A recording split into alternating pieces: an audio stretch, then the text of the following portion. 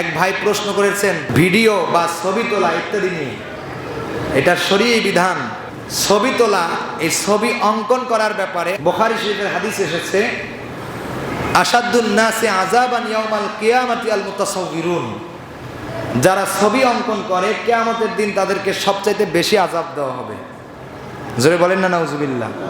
বলবেন হুজুর আপনার সামনে ক্যামেরা, সারা দুনিয়ার সব হুজুরের সামনে ক্যামেরা। এখানে একটা বিষয় খেয়াল রাখতে হবে, ছবি অঙ্কনের কথা রাসূলুল্লাহ সাল্লাল্লাহু আলাইহি ওয়াসাল্লাম বলেছেন, আশাদ্দুন নাসি আযাবান ইয়াউমাল কিয়ামাতি আল মুতাসাউবিরুন। মুতাসাউবিরুন মানে ছবি অঙ্কনকারী।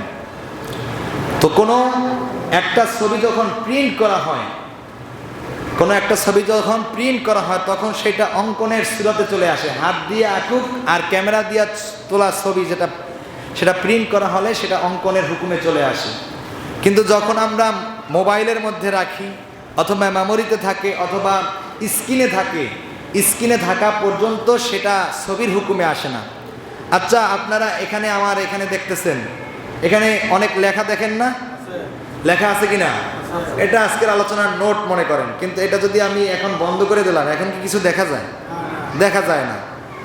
তো এটা যদি আবার আমি মনে করলাম অন করলাম, এখানে আবার কি দেখা যাচ্ছে? রওজা শরীফের একটু মিনারাটা দেখা যাচ্ছে, মদিনা শরীফের মিনারা দেখা যাচ্ছে কয়েকটা, তাই না?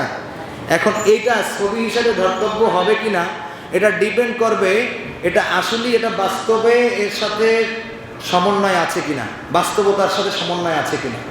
তো আমরা দেখি যে এটাকে যদি আমরা ছবি হিসাবে ধরতে চাই তাহলে এটা আমরা হাতে ধরতে পারি না। এটা যদি আমরা স্ক্রিনটাকে ভাঙার পরেও কি আমরা কিছু ধরতে পারবো?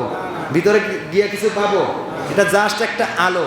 আয়নায় যেমনিভাবে আপনার নিজের চেহারাটা দেখেন, দেখার পরে আয়নার থেকে সরে যান, আর কি আপনার ছবি কি হয়ে যায়? সরে যায়। এই আয়নায় যেমনিভাবে আমাদের চেহারা প্রতিবিম্ব হয়, ঠিক তেমনিভাবে ভিডিও ফুটেজগুলো যতক্ষণ পর্যন্ত ডিভাইসের মধ্যে থাকে ততক্ষণ পর্যন্ত সেটা ওই রকম আয়নার ছবির মতো হয়। কিন্তু যখনই প্রিন্ট করবেন, প্রিন্ট করার সময় সাথে সাথে আপনার এটা ছবির হুকুমে চলে আসবে। এজন্য কোনো ফুল ছবি প্রিন্ট করবেন না। প্রয়োজনীয় যত ছবি আছে সব হাফ ছবি দিয়ে হয় কি হয় না? ছবি প্রিন্ট করবেন না। যদি লাগে একান্ত তাহলে সেটা প্রিন্ট করতে হবে হাফ ছবি, পাসপোর্ট সাইজের যে ছবি আছে, সারা পৃথিবীতে সব জায়গায় এটাতেই চলে। কিন্তু ভিডিও ফুটেজ সেটা স্বাভাবিকভাবে বৈধ, তবে যদি তার মধ্যে ভিডিওর মধ্যে নারীর দেহ থাকে অথবা গান বাজনা থাকে অথবা অন্য কোনো হারাম কিছু যুক্ত হয় তখন সেই ভিডিও ফুটেজ হারাম।